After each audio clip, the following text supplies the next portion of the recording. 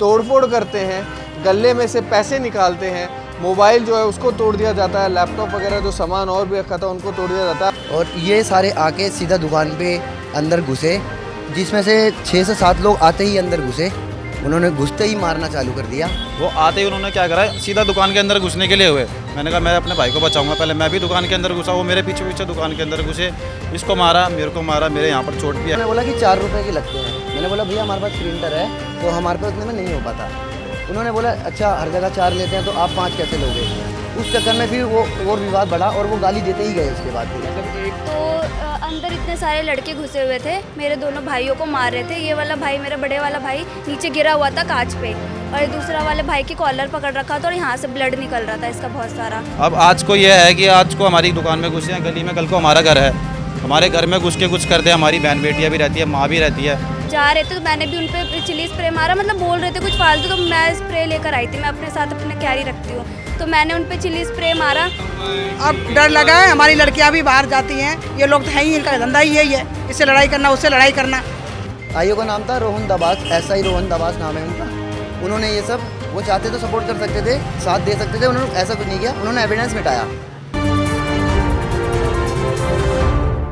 नमस्कार, मैं हूं प्रशांत और आप देख रहे हैं इंडिया टाइम 24 न्यूज़। और इस वक्त मेरी मौजूदगी शाहगरपुर थाना क्षेत्र के अंदर है, जहां बदमाशों के हौसले कितने बुलंद हैं उसकी एक और मिसाल आप लोगों को दिखाई जाएगी। जिस तरीके से लगातार पूरी दिल्ली के अंदर अलग अलग चीज़ों को लेकर क्राइम हो रहे हैं, उसी से ही जुड़ा एक मामला सामने आया है, जहाँ पर महज 1 रुपये का विवाद, क्योंकि एक युवक प्रिंट आउट करवाने के लिए आता है और दुकानदार 5 रुपये का रेट बताता है और 4 रुपये का रेट जो है वो जो युवक प्रिंट आउट कराने आता है उसको लेकर लगातार बहस होती है, जिसके बाद युवक लगातार जो दुकानदार है उसको गाली देने लग जाता है अपने साथ में। उसके बाद 4-5 बार धमकी देता है उसी दिन। उसके बाद कुछ लोगों को लेकर आता है और ये आप दुकान देख रहे हैं, मैंने आपको फ्रंट साइड से दिखाई, ये दुकान देखिए आप। कैमरामैन से कहूँगा कि अंदर की तरफ में आए। अंदर घुस जाते हैं लगभग 5 से 7 लोग जो हैं एक साथ दुकान में घुस जाते हैं, तोड़फोड़ करते हैं, गले में से पैसे निकालते हैं, मोबाइल जो है उसको तोड़ दिया जाता है, लैपटॉप वगैरह जो सामान और भी रखा था उनको तोड़ दिया जाता है। आप देख सकते हैं कि किस तरीके से सारा जो सामान यहाँ पे रखा हुआ है इनको तोड़ दिया गया, जो भी चीज़ें हैं उनको फेंक दी गई, चीज़ें जो हैं लूटी गई और लगभग कई सारी चीज़ें जो हैं उनका नुकसान करने के बाद किस तरीके से पूरी घटना हुई है और पुलिस प्रशासन कैसे उनकी मदद कर रहा है और जो दुकान के मालिक हैं क्या कुछ बता रहे हैं कि कैसे पूरा विवाद हुआ, चलिए उनसे बातचीत करते हैं। भैया मेरा नाम राहुल कुमार है, मैं यहाँ पे सागरपुर में रहता हूँ। और ये सामने भरमपुरी में कुछ लोग थे, जिनमें से एक आके सुबह सुबह मेरे से बदतमीजी करता है और ज़बरदस्ती का एटीट्यूड दिखाता है कि मेरे को मेरी ये फ़ोटो कॉपी कर दे, अगर तूने नहीं करी तो हम यहाँ के डॉन हैं, बदमाश हैं, इस तरीके के दबाव करता है आके पहले। और फिर मैंने उसको मना कर दिया कि मैं नहीं करूँगा, तो उसके बाद वो 3-4 बार आके मेरे को धमकी देता है। धमकी देने के बाद शाम को, जब मैं शाम होती है तो शाम को वो एक बार फिर और आता है। वो एक दिन में ही 5 बार आता है वही शख्स। फिर शाम को वो एक आदमी अपने साथ लेकर आता है, वो आके मेरे को गाली देता है सीधा कि बाहर आ। मैं ऑन कैमरे पे गाली नहीं बक सकता, पर मैं सच्चाई बताऊंगा तो अलग से बता सकता हूँ, ऑन कैमरे पे गाली नहीं दे सकता। तो उन्होंने गाली देकर बोला बाहर आ, तो मैं बाहर नहीं आया। तो उन्होंने फिर थोड़ी देर 5 मिनट यहाँ पे रुका, मैंने उनकी वीडियो बना ली। तो उन्होंने 5 मिनट में फिर एक फ़ोन मारा। फ़ोन मारने के बाद सामने से कम 25 से 30 लड़के आए, जो ये भरमपुरी में ही रहते हैं सारे, ये एकजुट बना के रहते हैं, ये किसी के साथ भी ऐसे करते हैं। और ये सारे आके सीधा दुकान पे अंदर घुसे, जिसमें से 6 से 7 लोग आते ही अंदर घुसे। उन्होंने घुसते ही मारना चालू कर दिया, कोई बात नहीं करी। उसमें इतने बड़े बड़े लोग, एजिड लोग थे, वो चाहते तो बात कर सकते थे, प्यार से पूछ सकते थे कि बातें क्या क्या हुई है, पर उन्होंने कुछ नहीं पूछा। उन्होंने सीधा अंदर आके सीधा हाथापाई करनी चालू करी। और उसके बाद मेरे छोटे भाई को पता लगता है कि यहाँ पर लड़ाई हो रही है, तो वो घर से आता है उठ के। उस दिन उसकी तबीयत ख़राब थी, वो फिर भी वो उठ के आता है। जैसे ही वो उठ के आता है उसको भी अंदर ले लेते हैं और उसको भी और मेरे को दोनों को मारते हैं। और आप इस सामने देख सकते हैं यहाँ सब तोड़ फोड़ करके गए हुए हैं पूरा। आपने फोटोकॉपी क्यों नहीं की थी? फ़ोटोकॉपी मैंने इसलिए नहीं की थी क्योंकि हमारे पास फ़ोटोकॉपी का चार्ज 5 रुपये है, क्योंकि हम प्रिंटर से करते हैं मैडम, हम फ़ोटोकॉपी वाली मशीन से नहीं करते हैं। आधार कार्ड के हम 5 रुपये लेते हैं, जो 2 साइड होता है एक ही पेपर पर, तो 5 रुपये लेते हैं हम। तो उन्होंने बोला कि 4 रुपये के लगते हैं। मैंने बोला भैया हमारे पास प्रिंटर है, तो हमारे पास उतने में नहीं हो पाता। उन्होंने बोला अच्छा हर जगह 4 लेते हैं तो आप 5 कैसे लोगे। उस चक्कर में फिर वो और विवाद बढ़ा और वो गाली देते ही गए उसके बाद। फिर मतलब धमकी भी दी, फिर सिर्फ 1 रुपये के लिए। अगर वो मुझे प्यार से कह देते कि मेरे पास पैसा नहीं है या फिर वो 1 रुपया कम है तुम कर दो, तो मैं कर देता, मेरे को भी कोई वो नहीं था। रेट बढ़ाए थे पहले से ही आपके? नहीं, मेरा पहले से ही है, मैंने लगा भी रखा है यहाँ पे। 3 रुपये फ़ोटोकॉपी का है मेरा, और 5 रुपये उसका है, क्योंकि हम प्रिंटर से करते हैं। बस 1 रुपये का डिफरेंस था। वो तो देखो नॉर्मली कहीं भी चले जाओ आप, हर जगह 5 रुपये मिल ही जाता है कहीं ना कहीं। अब ये नहीं कहता मैं कि सब नहीं करते, पर जो प्रिंटर से कर रहा है वो 5 के ही करता है ज़्यादातर। पुलिस का आपने कंप्लेंट मैंने फिर कंप्लेंट की थी। मैंने कंप्लेंट करने के बाद मुझे 8 बजे थाने में लेके जाते हैं। फिर थाने में 8 बजे से लेके 1 बजे तक बैठा के रखते हैं। कोई कार्रवाई, हाँ जी, कोई कार्रवाई नहीं होती है। फिर मैं उसके बाद में MLC करने के लिए हमें खुद जाना पड़ता है, जिसमें मेरे भाई को भी चोट आई थी उस लड़ाई में। मुझे भी मारा गया था, उसको भी मारा गया था। हम दोनों को MLC करने के लिए गए थे वहाँ पे। फिर हम खुद ही अपने आप ही, थाने से हमें कोई सपोर्ट नहीं थी MLC की। उन्होंने हमें बोल दिया था आप वहाँ चले जाओ, आप खुद ही करा लो। तो हम खुद ही गए, वहाँ से कोई भी पुलिस वाला हमारे साथ नहीं था। वहाँ जाने के बाद हमने खुद सब अपने आप ही पता करा है, इन्वेस्टिगेशन खुद ही की है कहाँ पे क्या होता है करके। फिर हम थाने में वापस आए हैं। थाने में वापस आने के बाद हम 4 बजे वहाँ से गए हैं। उसके बाद नेक्स्ट डे उनको बुलाया जाता है, दोपहर में बुलाया जाता है 11-12 बजे के आसपास, सॉरी 2-3 बजे के आसपास इनको सामने वालों को बुलाया जाता है। इनमें से सिर्फ कम से कम मारने वाले 20-25 लोग आए थे साथ में, ज़्यादा ही थे। सिर्फ 2 लोगों को अंदर बिठाया जाता है। सिर्फ दो ही थे वहाँ पे, और किसी को नहीं बुलाया गया, सिर्फ 2 ही थे। उन दोनों में भी वहाँ पे अकड़ थी कि भाई दबाव कर रहे थे कि प्लेट को वापस ले ले, नहीं तो दिक्कत आएगी आगे लाइफ में, तुझे दिक्कत कर देंगे। फैमिली भी रहती है यहाँ पे मेरी, हम 3 भाई हैं, रहते हैं, सबकी अपनी अपनी शॉप है। तो वो उस तरीके का दबाव बना रहे थे, आप समझ सकते हो मैं क्या कह रहा हूँ। तो उस तरीके का ये दबाव रख रहे थे कि इस कंप्लेंट को वापस कर दे, नहीं तो जीने नहीं देंगे आगे तक, मतलब दिक्कत करेंगे तुझे लाइफ में। और हाँ, कॉम्प्रोमाइज़ का दबाव कर रहे थे। पुलिस ने कुछ नहीं किया। पुलिस ने, हमारे आईए साहब को मैंने 2 बजे फ़ोन, उन्होंने बोला कि तेरे पास एविडेंस है तो कोई वीडियो दिखा मुझे। मैंने उनके हाथ में फ़ोन दिखाया अपना। तो जो मैंने इनकी ग्रुप की वीडियो बनाई थी एक, मैंने 6 वीडियो टोटल बनाई थी, उसमें से 1 वीडियो ग्रुप की थी इनकी। तो आईए साहब ने वही वीडियो डिलीट मार दी जो ग्रुप की थी, जिसमें बाकी 2 लड़के की तो थी। जो ग्रुप की जो वीडियो थी वही उन्होंने डिलीट मारी, और वो रिसेंट डिलीट से भी जाके डिलीट मारी। मैंने फ़ोन जाके चेक किया तो उसमें से डिलीट थी। आईओ का नाम था रोहन दबास, SI रोहन दबास नाम है उनका। उन्होंने ये सब, वो चाहते तो सपोर्ट कर सकते थे, साथ दे सकते थे, उन्होंने ऐसा कुछ नहीं किया। उन्होंने एविडेंस मिटाया। फिर मैं थाने के बाहर आया, बाहर ही आ गया। फिर मैंने वहाँ से मीडिया की ज़रूरत ही इसलिए पड़ी सर कि देखो मेरे को थोड़ा सा इंसाफ चाहिए। जो मेरे साथ ये किया गया है ये गलत ही है। इसमें अगर मेरी गलती होती तो मैं मानता, पर जो मेरे साथ गलत किया गया है, मुझे बस इन चीज़ का इंसाफ चाहिए। मैं और कोई मांग नहीं रखना चाहता अपनी, ना मुझे किसी पैसे से मतलब है, किसी चीज़ से।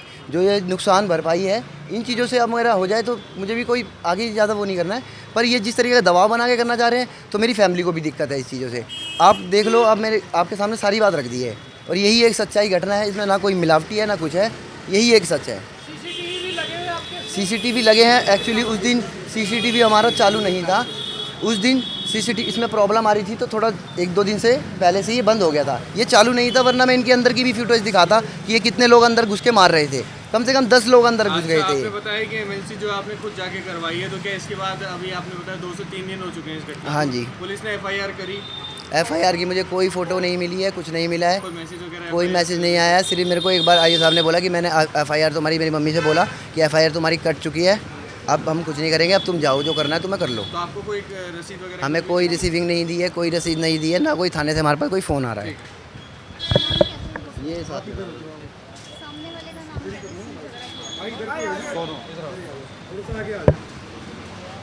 हाँ जी, क्या नाम है भाई आपका? मेरा नाम है मोहित कुमार सर। जब ये पूरी घटना हुई थी, आपके भाई कह रहे हैं कि आप बाद में आए थे, हाँ क्या जी। हुआ था उस समय पे, कैसे सर आपको पता चला? मेरे पास मेरा भांजा था, वो आया भागकर, उन्होंने बोला कि मामा यहाँ पर दुकान पे कोई लोग आए हैं, वो झगड़ा कर रहे हैं। मैं आया यहाँ पर, मैंने उनसे बोला भाई क्या बात है। उन्होंने बोला 2 मिनट रुक। इतने में सामने से कम 10-15-20 लोग थे, वो आए। मैंने उनसे पूछा, मैं इस साइड था उस टाइम पर, दुकान से बाहर था मैं। वो आते ही उन्होंने क्या करा, सीधा दुकान के अंदर घुसने के लिए हुए। मैंने कहा मैं अपने भाई को बचाऊंगा, पहले मैं भी दुकान के अंदर घुसा। वो मेरे पीछे पीछे दुकान के अंदर घुसे, इसको मारा, मेरे को मारा। मेरे यहाँ पर चोट भी आई थी, मेरे पास रिकॉर्डिंग वीडियो वगैरह सब कुछ है, मेरे ब्लीडिंग भी हुई थी। उन लोगों ने मारा, सबको मारा। उसके बाद हमारी सिस्टर आई, एक सिस्टर हमारी ये रही, एक सिस्टर और है। उसके बाद जब मेरी सिस्टर को पता चला, हमारी दोनों सिस्टर आई भागकर, मेरी सिस्टर ने स्प्रे वगैरह मारा। जब हमारी सिस्टर आई उसके बाद वो लोग लड़के बाहर निकले, तो उसके बाद सीधा लड़के चले गए। उसके बाद हम लोग उसके बाद थाने गए, कंप्लेंट करी, कुछ भी अभी तक कोई रिएक्शन नहीं, कोई भी कुछ भी नहीं हुआ अभी तक। हम लोग कम से कम तो 2-3 बार थाने जा चुके हैं। उस दिन भी रात को कम से कम 3-4 घंटे उन्होंने बिठा के रखा। उन्होंने बोला MLC करवाएंगे, थोड़ी देर रुको, अभी PCR आएगी, आप PCR में बैठ के जाना। मैंने उनसे 2 बार पूछा भी जाके, सर कितनी देर में MLC होएगी हमारी? उन्होंने बोला अभी रुक जाओ, गाड़ी अभी बाहर गई हुई है, दोबारा आएगी फिर चले जाना आप। रात को 1 बजे जब हमने दोबारा PCR पे कॉल करा तब वो कहते हैं कि आप एक काम करो, आप ऑटो रिक्शा कर लो या बाइक कर लो, मैंने आपकी रिक्वेस्ट भेज दी है, आप जाके वहाँ पे MLC करवा लो। उसके बाद हम वहाँ पर गए, हमारी MLC हुई, MLC होने के बाद हम यहाँ पर आए। उसके बाद अगले दिन जो बताया, जानते हैं कि आप उन लोगों को कहाँ के रहने वाले हैं? वो सामने कॉलोनी में ही रहते हैं यहाँ पर सारे। पहले भी कभी देखा है क्या? बहुत बार देखा है, बहुत बार देखा है, बहुत बार झगड़ा करते हैं। आप यहाँ पे किसी से भी पूछोगे तो ये है कि मतलब वो दादागिरी दिखाते हैं कि हमारी कॉलोनी हमारा गढ़ है, कोई हमसे फालतू नहीं बोलेगा, हम कुछ भी कर सकते हैं। मैडम ये कॉलोनी आप यहाँ पे आसपास किसी से ही पूछ लेना, बरहमपुरी कॉलोनी इसी चीज़ के लिए बदनाम है बस, कि यहाँ पे तिहाड़ से भी लेके कोई मामला तिहाड़ से लेके ये आ रहा था कि जो लड़के यहाँ पर आए थे ना, जिनसे बहसबाजी हो रही थी, वो ये कहते हैं कि हम तिहाड़ जेल में काम करते हैं। हमने बोला आप तिहाड़ जेल में काम करते होगे, हम नहीं करते, हम अपना काम धंधा करते हैं। तो कहते हैं वो कहते हैं कि हम तिहाड़ जेल में काम करते हैं, आप हमें जानते नहीं, हम ये कर देंगे वो कर देंगे, हमारा रोज़ का आना जाना है, हम वहीं पर रहते हैं, कभी तुम फंसोगे तो हम ये करवा देंगे वो कर देंगे। हमने कहा भैया हमारा ऐसा कुछ है नहीं। प्रधान की बात यह है कि जी जिनसे वही थी ना बहसबाजी, उनका जो लड़का है, सुनने में ऐसा आया कि वो यहाँ का इस कॉलोनी का प्रधान है, क्योंकि इन्होंने ये कॉलोनी अपनी अलग से बना रखी है। ऐसा नहीं कि सागरपुर में कॉलोनी आती, इन्होंने अपनी अलग से कॉलोनी बना रखी है कि बरहमपुरी इस नाम से फेमस कर रखी है कॉलोनी। ये कहते हैं कि हमारी कॉलोनी में कोई घुस नहीं सकता, हमारी कॉलोनी में कुछ हमारा कुछ कर नहीं सकता। अब आज को यह है कि आज को हमारी दुकान में घुसे हैं गली में, कल को हमारा घर है, हमारे घर में घुस के कुछ कर दे, हमारी बहन बेटियाँ भी रहती है, माँ भी रहती है, कल को हमारे साथ कुछ गलत हो जाए, हमारे साथ पुलिस वालों ने इंसाफ नहीं करा तो अब कौन करेगा? इसलिए हमें मीडिया का सहारा लेना पड़ रहा है। क्या नाम है आपका और क्या पूरी घटना हुई, आपको कैसे पता चली? मैं आई तो मेरे को पहले बताया गया, मेरा छोटा सा लड़का आया, वो कह रहा आपकी दुकान पे भाइयों को मारा जा रहा है। तो मैं और मेरी एक और सिस्टर है, हम दोनों आए तो अंदर इतने सारे लड़के घुसे हुए थे, मेरे दोनों भाइयों को मार रहे थे। ये वाला भाई, मेरा बड़े वाला भाई नीचे गिरा हुआ था कांच पे, और दूसरा वाले भाई की कॉलर पकड़ रखा था और यहाँ से ब्लड निकल रहा था इसका बहुत सारा। तो मैं और मेरी बहन है, मेरी बहन ने एक का हाथ पकड़ के छुड़वाया छोटे वाले भाई को, और दूसरे वाले भाई के बीच में मैं आ गई। तो मैंने और मेरी बहन ने दोनों ने हटाया, तो हमसे भी उल्टा बोलने लगे कि अच्छा तू क्या करेगी, ये करेगी। मैंने भी बोला कि आप जाओ यहाँ से, ये लड़ाई झगड़े हमारी दुकान में मत करो। तो हमको फालतू उल्टा सीधा बोलकर फिर वो लोग जा रहे थे, तो मैंने भी उन पर चिली स्प्रे मारा, मतलब बोल रहे थे कुछ फालतू। तो मैं स्प्रे लेकर आई थी, मैं अपने साथ अपने कैरी रखती हूँ, तो मैंने उन पर चिली स्प्रे मारा। फिर यहाँ पे पब्लिक खड़ी थी, किसी ने कुछ नहीं करा, मैंने सब पे स्प्रे मारा, कोई कुछ नहीं कर रहा था, तो मैंने सब पे स्प्रे मारा, तब जाके वो लोग सारे भागे हैं इधर से। तो क्या उस घटना के बाद से पुलिस जिस तरीके से सपोर्ट नहीं कर रही है, कोई भी कार्रवाई नहीं कर रही है, तो डर आप लोगों के अंदर बिल्कुल है। क्या कुछ मांग कर रहे हैं आप प्रशासन से? हमको इंसाफ चाहिए, जो मेरे भाई के साथ हुआ है वो किसी और के साथ भी हो सकता है। तो ऐसे अगर पुलिस ऐसे करेगी तो फिर कैसे चलेगा ना, कानून ही ऐसा है तो फिर कैसे चलेगा? फिर सब लोगों को खुलेआम गुंडागर्दी आज हमारे साथ कर रहे, कल किसी और के साथ करेंगे, किसी को कोई डर ही नहीं है। हम तिहाड़ जेल में काम करते हैं, तिहाड़ जेल में काम करते हो तो क्या हो गया? तो मतलब हमें डरा के रखोगे सबको? रेखा, ये घटना जो हुई है आपको कैसे पता चला था इसके? मेरे को, मैं घर पे नहीं थी, मैं हॉस्पिटल गई हुई थी। मैं हॉस्पिटल गई तो मेरे को फ़ोन आया 9 बजे कि लड़की बताई कि मम्मी का नाम भाई की लड़ाई हो गई, भाई को गिरा के मार रहे हैं और छोटे भाई के बहुत खून निकल रहा है। मैं वहाँ से जल्दी से ऑटो करके भागी, तब तक इनका पुलिस आ गया था और इनको लेके थाने हम लोग पहुँचे। उन्होंने कोई कार्रवाई नहीं करी, इनको बिठा के रखा था, बच्चों को बिठाया। मेरे से कहा मैडम आप जाओ, मैं इनकी वो कराएंगे, मेडिकल कराएंगे, फिर सुबह उन लोगों को बुलाएंगे। फिर हम घर चले आए, घर आने के बाद उन्होंने कोई इनको बच्चों को नहीं ले गए, इनको बाहर छोड़ दिया, इनको मच्छर खा रहे। फिर 1 बजे मेरे पास फ़ोन आया कि मम्मी मेरे को ये नहीं ले गए, मैं यहीं थाने में बैठी। फिर मैं 1 बजे थाने गई, थाने जाके फिर मैंने वहाँ पे बोला जाके सर आप तो एसी में बैठे हो, मेरे बच्चों को मच्छर पर खबा रहे हो, भूखे भी हैं ये। तो कह रहे मैडम ले जाएंगे, आप ही का काम थोड़ू, मुझे और भी काम है। तो मैंने और काम, ये काम ज़रूरी नहीं है, बच्चे के खून निकल रहा है, भूखे प्यासे यहाँ पे पड़े हैं, इसके सारे इसके एक बंद चोट लगी, एक की कुली चोट लगी, तो नहीं की। जब मैं आके चिल्लाई जाके तब इन्होंने फ़ोन करा किसी के पास कि ये आ रहे हैं, इनका मेडिकल करवा देना, मगर अपना साथ में नहीं गए, इन दोनों बच्चों को अकेले भेजा। तब बच्चे हमारे 3 बजे लौट के आए, इन्होंने कोई नहीं किया। कल हम लोगों को बुलाया वहाँ पे, उन लोगों को पहले बिठा के 2 को रखा था और कह रहे कॉम्प्रोमाइज़ कर लो, क्या करना है। मैंने ठीक है, हमारे जो बच्चों को नुकसान हुआ है, इसके दांत टूट गए बड़े वाले लड़के, मैंने वो लगवा दो, और जो शीशा तोड़े हैं, लैप तोड़ा वो करवा दो। तो कह रहे नहीं इतना तो नहीं कर पाएंगे, ये पुलिस वाले कह रहे इतना नहीं कर पाएंगे। मैं ठीक है नहीं कर पाएंगे, कोई बात नहीं। कह रहे हम आपकी FIR नहीं कट कर देंगे, हम नहीं कर पाएंगे। नहीं की, कोई पुलिस ने हेल्प नहीं की। डर बना हुआ है, अब डर लगा है, हमारी लड़कियां भी बाहर जाती हैं, ये लोग तो हैं ही, इनका धंधा ही यही है, इससे लड़ाई करना, उससे लड़ाई करना। हैं। हमारे बच्चे हैं, छोटे छोटे बच्चे स्कूल जाते हैं, हम भी बाहर निकलते हैं, हमारी लड़कियाँ बाहर निकलती हैं।